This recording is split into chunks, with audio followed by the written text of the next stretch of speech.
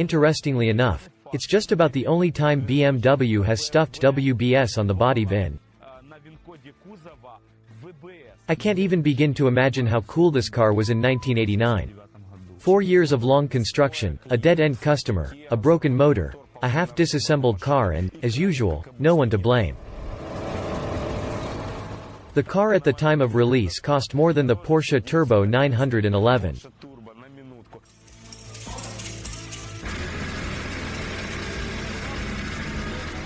Do you know why we're holding this race? To show how technology has advanced. 1, 2, 3. What are you doing? That's it, we win, 200. Davidic, hello. The story of the coin is from here, brother. Can you imagine the quality of this car back then in the 90s, 80s for a crazy $150,000? Basically, it's convenient. Great. Look, I'm just shocked. I'm shocked.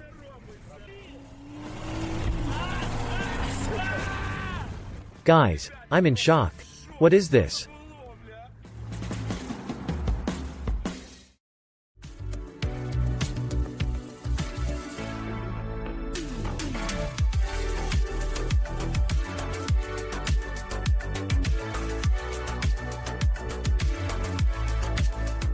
Guys, Dmitry appears in our shot. He is the owner of this car.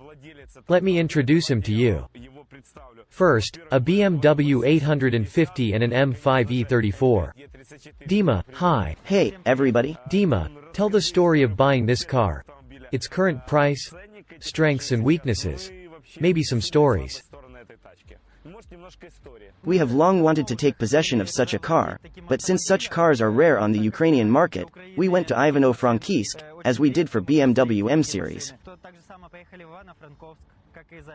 We liked the car, it was one of the best options at the time. We bought it for $24,000, which is a good price. Humane price. Yes. I want to emphasize, Ivano-Frankivsk is the birthplace of all the classic M-series cars and cool vintage BMWs. In Europe these cars are also not common, and their price is 50,000 or more. These cars were offered in 12 variants. Did you know that they were offered in 12 variants? 4-liter M60. 4-liter M60, thanks for correcting me. Our engine is a 5-liter, and there were 5 and 4-liter engines as well. Guys, we're going to show you a V12 engine. We've had an engine like this on our channel before. A 38th body, M7 with a displacement of 5.4 of a liter. This engine is similar, but it's not the same. Just the engine you were talking about is the next modification of this engine. This is the first version of the V12 that was installed in the E32 and in the BMW 850. Perhaps the most interesting thing here is the opening headlights. Actually, there are some interesting facts here. This car is one of the few in the world, which quite often, and in the version 850 CSI absolutely all models, was equipped with a manual 6-speed transmission.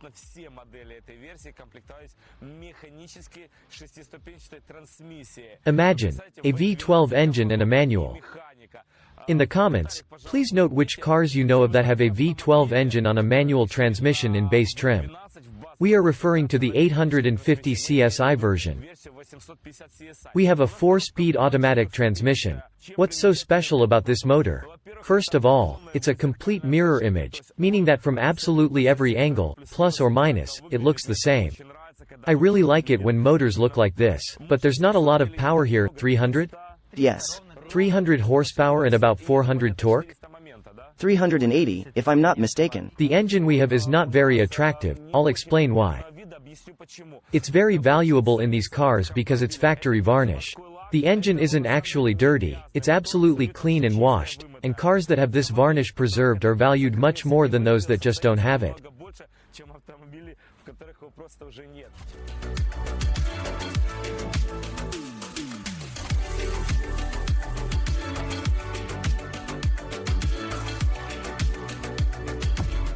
What do we have here?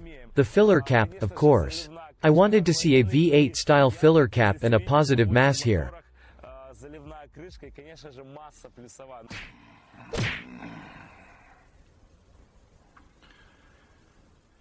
What the hell are you talking about? This is not. Yeah, that's not here. The plus mass is on this side like on the inline motors. They have the same arrangement, but it's a V12. Dima, I know there is a coin story associated with this engine. Is it the same story? Yes. Tell us. This is an amazing story. The V12 is a very stable engine, it runs very smoothly, even when the car is started and the coin is on the engine, it doesn't drop.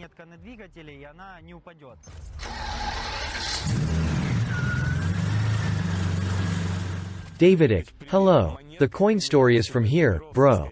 Very interesting fact, guys, these gas stops are removable. They're very tricky hinges like that, and the hood of the car goes into service mode. Since there's a V12 engine here, it's quite difficult to get to its contents, which is why this feature is provided here. Did you know that? Yeah, but it's like a Mercedes 124, only they did it without removing the shock absorber. Yeah. Tell me in the comments where else you've seen a hood with a hole in it. Not rusty, not axed, but with windows like that. Name me at least one car in the world or write its name, where there is the same function. Because you will say that earlier, in those years, there were a lot of blind cars, it was a trend of that time, but they all simply did not have this one detail. The hood of this car is a completely different matter, it is well made. You understand how difficult it was to make this design so that this glass fits perfectly to the headlight block along the gaps. Tell us about this optic. The headlights can only be opened when the dipped beam is on. They cannot be opened without the dipped beam on. The high beam is located in the fog lights, or as they are also called. If you turn off the ignition, do the headlights fold? Yes. No, I can make the headlights not fold. It's called service mode. You need to switch the slide switch from on to off 6 times with the ignition on, and then these headlights will remain in service mode, in the open state. You don't have to thank me, let's move on. I realized it wasn't my car anymore. Electric or hydraulic drive? There are electric actuators. Let's say if you are driving at night at high speed, you can only use the high beam to avoid wind resistance. These headlights fold up and the high beam shines. Another very interesting fact is that this is one of the few cars that has 2 low beam lights on at the same time. Here's the low beam. There it is. And just like that there's another low beam on top. This headlight doesn't come up fast enough to signal, so there's a spare headlight.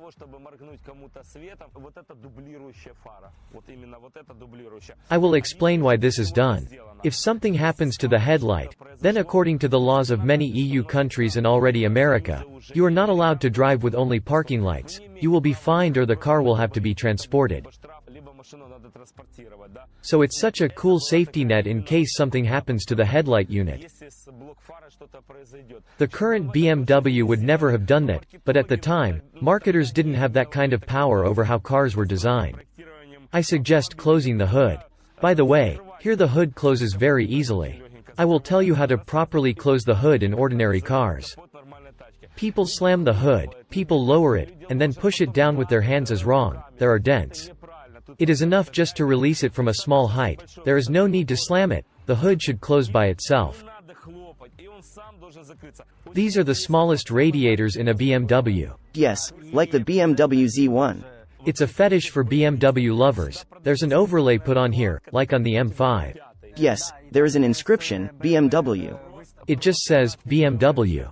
You'll say that the license plate will hide it, but in the US you don't have to have a front license plate on your car. You just have to write, BMW, on it nicely. But what's even cooler, there's another overlay. All of that can be removed and replaced with a long overlay like this, then all of that won't be here. Such an overlay was even more expensive and almost impossible to find.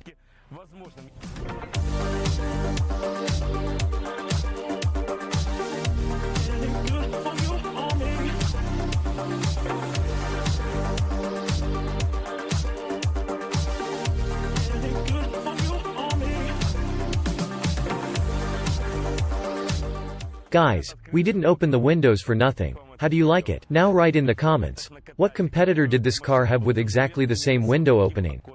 It seems to me that few people realize. If you think that this is a Mercedes Coupe 124, then you are wrong. In my opinion, this is one of the biggest features of this car, especially when you open the sunroof in those windows while driving. The hair is fluttering. Especially my hair. Yeah, that's understandable. Let's talk about the prices for such a mega glamorous coupe. By the way, at the time of release the car cost more than a Porsche Turbo 911. $150,000 in 1991. Of course, the CSI version cost that much. I think this car cost about $115,000 or $120,000, but you have to agree that's still not a small amount. Let's open the trunk and see what's in there. A few interesting things right away, guys. Of course, it's the original 4-barrel exhaust. I think that in those years not a single car of this brand had a 4-barrel exhaust. Write about it in the comments. Chic huge block headlights are just crazy sizes. And, of course, the badge. What does this nameplate 850 I mean? This meant exactly 300 horsepower, and when there was a CSI prefix of 850, it meant 300 plus. 385 and there were 326 horsepower versions. The rear bumper is original. Yes, the rear bumper is original with the M-Technic overlay. This pad is from the others. The regular pad is shorter, and I don't like the fact that when you look out the back you can see the spare well. There's a power trunk. By the way guys, here's the electric trunk and of course the keyhole. Is that the original badge? Yes. By the way, modern Volvos and BMWs have the same problem. All badges come off. But here the badge has been in place since the factory. I know for a fact that what any BMW fan brags about is not the paint job, the condition of the engine, body or interior, but of course the toolkit that sits on the trunk lid. I opened Dima's toolkit in the M5. He had everything, even a BMW branded rag.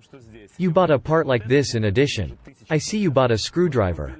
You bought a tire wrench, which, by the way, is exactly the same as the one in the BMW E36. You've bought 2 of these wrenches, the first one and the second one.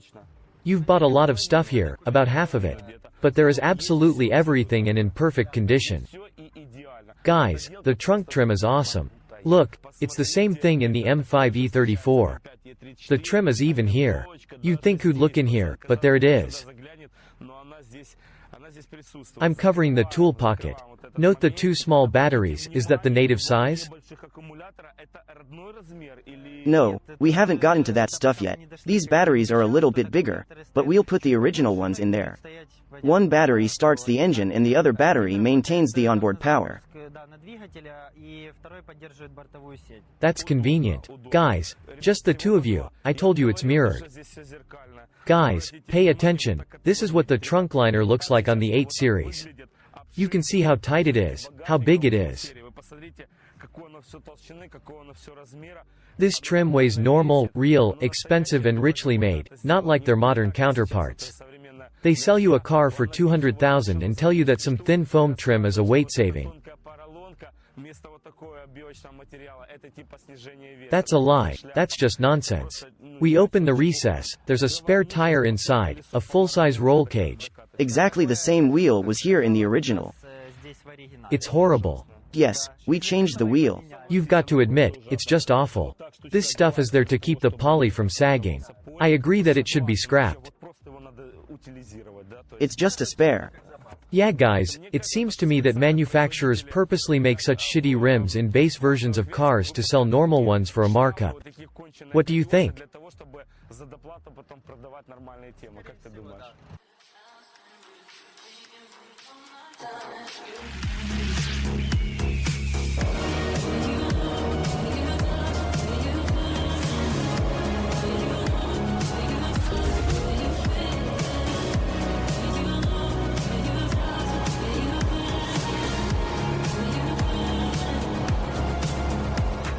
Steering. I drive the car from side to side.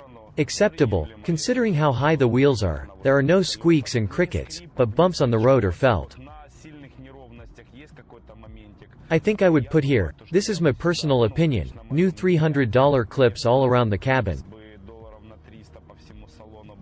However, it is not the fact that it will change anything, because the people who designed this car hardly knew anything about our off-road. I don't understand why BMW was so keen on making this car. They added everything they had at the time but didn't put double glazing. They probably didn't have the technology back then. But the E32 already had double glazed windows.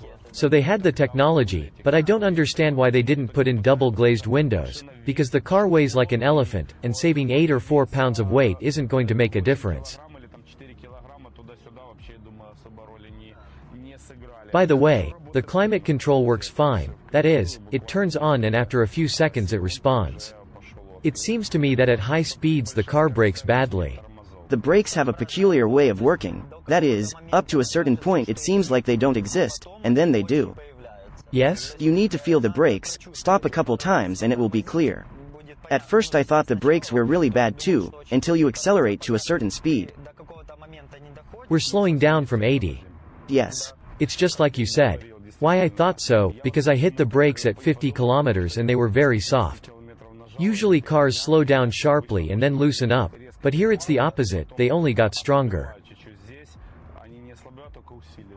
So the brakes are like the phrase, if you push harder, it'll be harder. Something like that.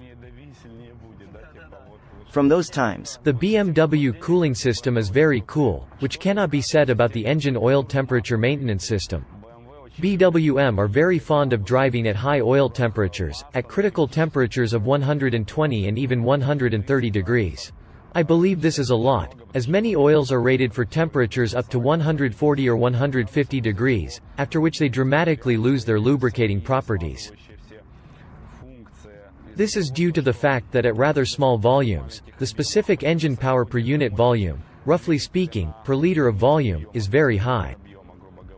And because of this, there are very small thermal gaps everywhere, so there is almost no heat loss and the engine warms up a lot, and the oil automatically warms up a lot.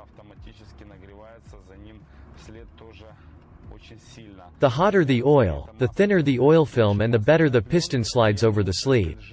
This reduces the resistance in the engine and, as a result, a low fuel consumption is achieved. Thus, BMW cars are quite economical and at the same time quite powerful. It turns out something like this causal chain.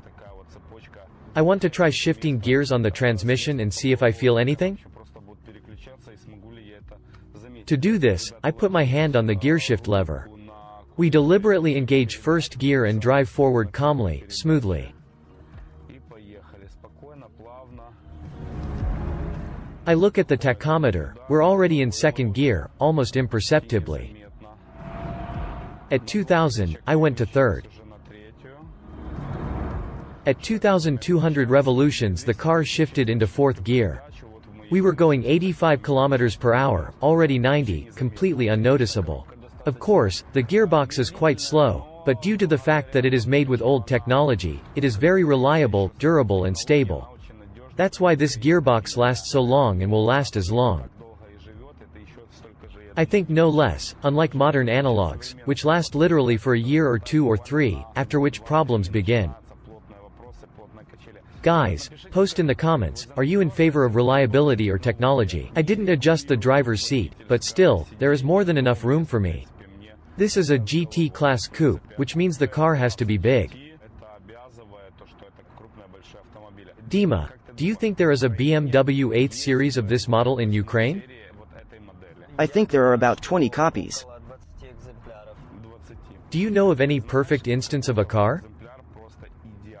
I know one in Ukraine, it belongs to a friend of ours and it is in pretty good condition, on the level of this car, maybe even better in some points, and it is still under refinement.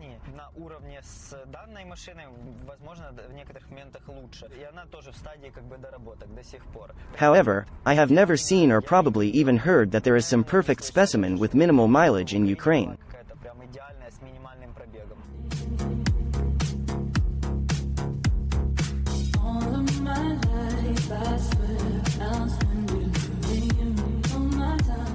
Guys, opening the door, let's see what's inside. The first distinguishing feature I see is the original BMW sills. The 850 CSI had an M badge on it, even though the car wasn't an M series.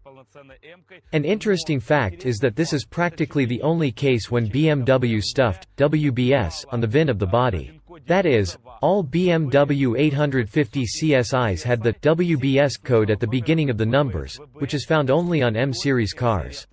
I do not know of other exceptions and, most likely, there were none. On all other cars, the code began with WBA and continued with the serial number. Only the BMW 850 CSI had WBS, so it can be attributed to the M series. Seats. Of course, I will talk about the seat belt. Guys, how do you like this two-tone coloring? Now they make BMWs with M stitching on the belt. In fact, all this has been around for a long time. Memory for 3 passengers, 3 drivers. Everything about this seat is power reclining. It reclines, moves back a bit. I'll try not to get the new carpets dirty. The owners stand behind the scenes, looking very intently. I get into the car.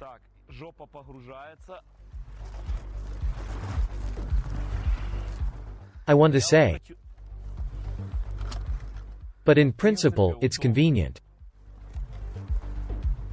What else can I say? The headrest hanging in the air is a symbol of this car and its interesting style. Guys, this car is a mid-sized car, meaning it's not empty and it's not super mega stuffed. Look, here's a cool pocket, leather by the way, for currency. Back then you had to have a lot of it to drive a car like this. Of course, the air duct. By the way, this car came out in '89, and they borrowed a little bit of design from the 34th body, where the air ducts were also on the door card. Guys, interesting fact, the door open and close button in BMWs has been moved around the cabin for years. Here's the button on the door map, then it was on the center console. And then it was, in the 90s bodies, on top of the dashboard, on top near the air vents. And, in principle, this button is now back on the door in the latest G-Series. In other words, everything new is the same old thing. Naturally, we have a frameless door and a mirror to match the M series. What do we have? The steering wheel is not very nice, I don't like it. I won't say that about the torpedo, sorry guys, but I don't have enough words to describe how great it is. By the way, the steering wheel here from '91 includes an airbag. As for the instrument panel, it is specific, but interesting. The scales are arranged in a special way, because this configuration is not found anywhere else except in the Z4, as far as I remember. The car is in excellent condition now, but it is still in a state of restoration, meaning it is in the intermediate stage at the moment. So if you see any minor imperfections, believe me, they will be addressed. Everything is fine in this family in terms of approach and quality of restoration. Of course, I can't help but mention the separate climate control, the endless amount of buttons, the especially stabilization disable button, and of course, there's the electric sunshade. By the way, guys, everything works. Fantastic. Very interesting keys for shifting to manual mode and shifting to sport mode of the gearbox. We have an ashtray, it opens perfectly. The owner has already changed the middle console, it costs a lot of money. Look, I turned the ignition key, and the first thing that caught my eye was an interesting fact. Everyone knows about these pixels in BMW, that in the 46th and 39th bodies it was a weak point. But on the early BMWs, body 31, body 34, body 36, there were no pixel problems. Everything here is perfect, because even in the 36th body everything was already plus or minus not bad. Only the 46th and 39th bodies were famous for this problem. Correct me in the comments if I'm wrong. The glove compartment. Guys, what do you think of this? 1 and 2, this is what it looks like. And of course there are cup holders, they work like that. It's very cool. There's a very cool console here, and I love that it's 4 completely independent cool spaces. There's a cassette player that works like this, you pull it a little to the side and it opens. Adjustable mirror, it's a regular adjustable mirror. Power sunroof, but regular headlights. That's the, excuse me, turn on the parking lights, light. Here's how it all looks and works. Electric steering wheel adjustment in all directions already existed at that time. That's basically all I wanted to say about the interior, it's cool and beautiful. I can't even imagine how cool it was in 1989. It's probably impossible to describe how fantastic this salon was in its day, back in the day.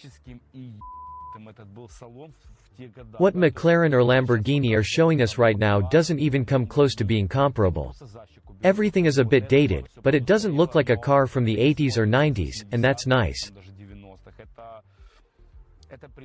Can you imagine what quality it was back then, in the 90s, 80s, for a crazy $150,000? That was a lot of money back then. It was like buying a modern car for $350,000. This is what it all looks like. I suggest we stop talking and drive this car to the stand to see how much power it has.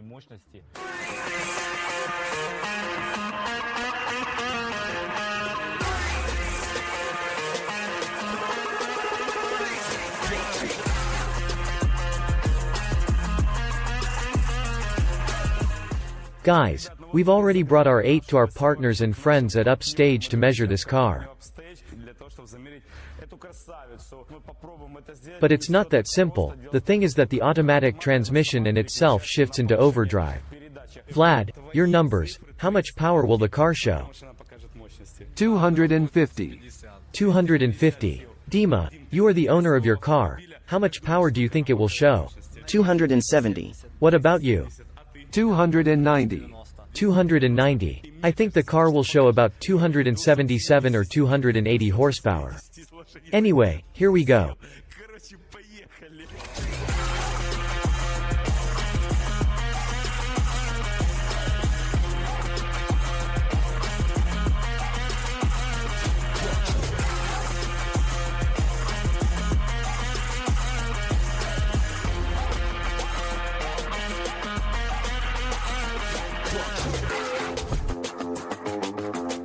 My good people, we've measured our BMW.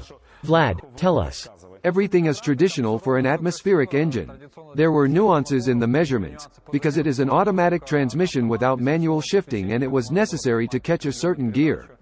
The car showed 278 horsepower. At the end of the graph collapses, but this is normal. The car claims 300 horsepower and 400 torque. What are the torque figures and why is the horsepower lacking? Look, there's bad gas in here. I understand. Maybe. Yes, it's possible. The condition of the catalysts you mentioned. There are many factors, but a 10% error is not much.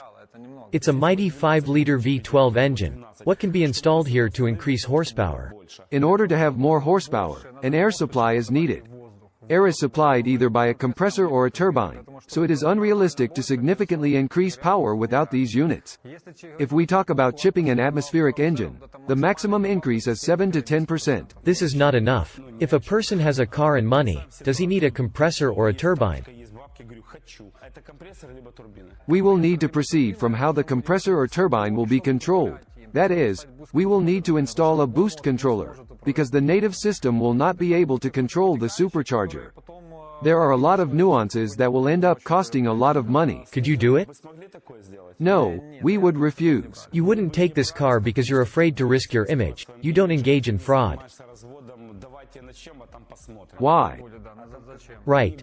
Plus, in the time we spend on this car, we can make more money on other cars. I certainly respect you for your honesty, because a lot of people would say, yeah, sure, we'll do it all, $30,000 in advance. 4 years of long construction, a customer in a dead end, a broken motor, a half-disassembled car, and as usual, there are no deadbeats. Thank you very much, and we're off to the races.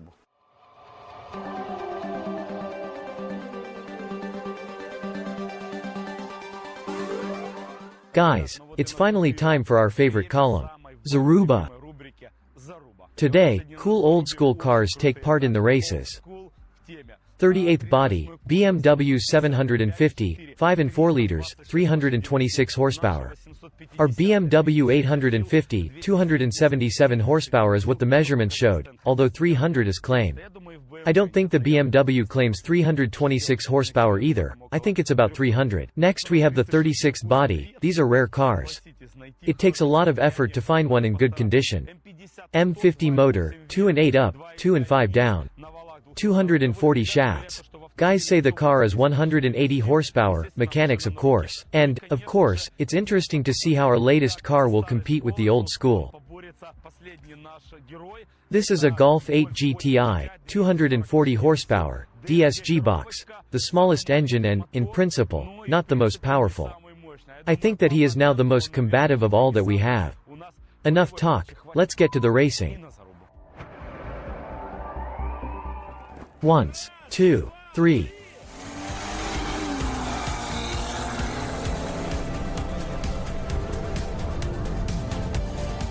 One, 2, 3.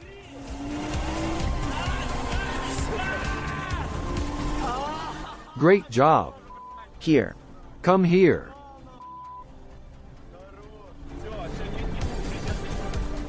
One, 2, 3.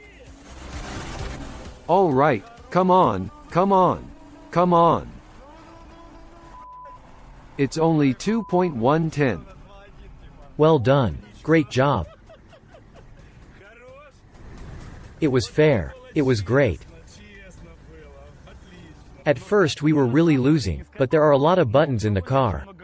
I knew there were a lot of them, we didn't press a couple of them, and after that we didn't leave our rivals a chance to win. How are you, Vlad? Yeah. Fine? Again. One more time. 1, 2, 3. You look what he does. Wait. This isn't over.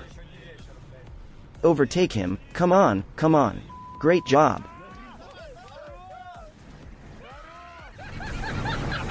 Look, slow down, slow down, slow down. Everything is fine. We won, we had 200 kilometers per hour. We had an obstacle. 1, 2, 3.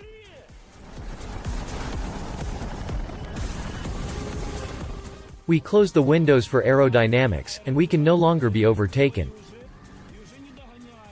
No, he's trying to do something. Oh, my God, what's happening? What's happening? We had a problem, let's do it again.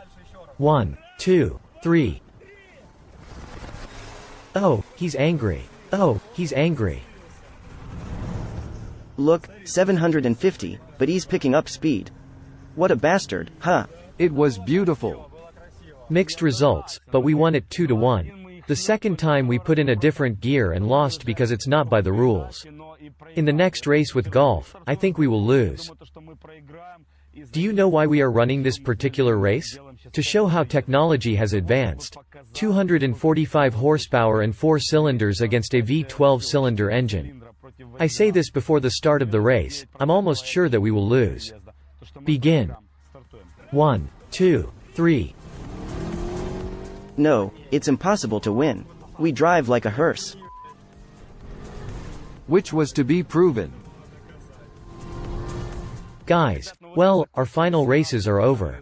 About the results of the races. About the BMW M3, guys, I'm sure it's not 180 horsepower. When we were driving in the right gear for us, of course, our BMW won confidently. However, it seems to me that the power of the car is more than 200 horsepower, perhaps 210. As for the BMW 7, we were driving side by side, next to each other. At some point the BMW 7 catches up, but the BMW 8 fights to the last. We won 2 races and lost 1, so I consider our BMW the winner. In the case of the Golf, I wanted to show how far technology has come. Despite 12 cylinders, 4 cylinders are superior. And finally, why am I standing in front of open hoods? You know, there are very few V12 engines left, and it's almost impossible to build 2 of them on one site. They're a thing of the past. These are the dinosaurs that my kids will probably never drive again. And you know, it's getting a little sad that this era of cool and really fun, interesting and mega quality, super luxurious cars is slowly fading away. The marketers have achieved their goal. We are entering the era of electric propulsion, and perhaps cars really have gotten faster. They have gotten smarter, more fuel efficient, and perhaps more fun in places, but they will never be as fun as these cars. I ask you now to enjoy the shots of these magnificent V12 engines. That concludes this, Autumn Kiev, Ukraine.